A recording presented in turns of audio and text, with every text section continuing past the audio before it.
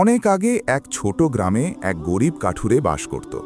সে প্রতিদিন বনে যেত কাঠ কাটতে এবং তা বাজারে বিক্রি করে যা পেত তা দিয়েই তার সংসার চলত।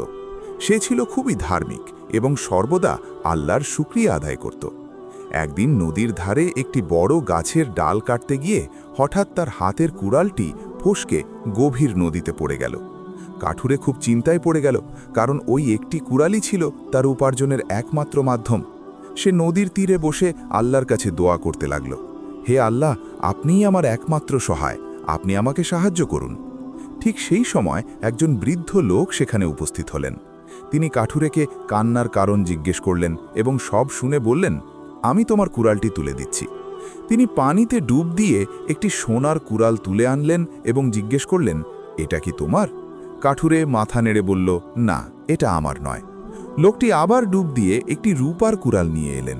কাঠুরে এবারও বলল, না, এটাও আমার নয়। তৃতীয়বার ডুব দিয়ে তিনি কাঠুরের সেই পুরনো লোহার কুড়ালটি তুলে আনলেন। কাঠুরে আনন্দে চিৎকার করে উঠল, হ্যাঁ, এটাই আমার কুড়াল। বৃদ্ধ লোকটি কাঠুরের সততা দেখে অত্যন্ত খুশি হলেন। তিনি বললেন, তুমি চাইলে লোভ করতে পারতে, কিন্তু তুমি সত্য বলেছ, আল্লাহ তোমার উপর সন্তুষ্ট। পুরস্কার হিসেবে তিনি লোহার কুড়ালের পাশাপাশি সোনা ও রূপার কুড়াল দুটিও তাকে উপহার দিলেন। বন্ধুরা, এই গল্প থেকে আমরা শিখতে পারি যে সততা সব সময় মুক্তি দেয় এবং আল্লাহর উপর ভরসা করলে তিনি অভাবনীয় উৎস থেকে সাহায্য করেন। প্রিয় দর্শক, আজকের এই শিক্ষণীয় গল্পটি যদি আপনার ভালো লেগে থাকে তবে ভিডিওটিতে একটি লাইক দিন। আপনার মূল্যবান মতামত কমেন্ট করে আমাদের জানান যে গল্পটি আপনার কেমন লেগেছে। আর এমন আরও সুন্দর সুন্দর ইসলামিক ও শিক্ষণীয় গল্প সবার আগে পেতে আমাদের চ্যানেলটি সাবস্ক্রাইব করে রাখুন।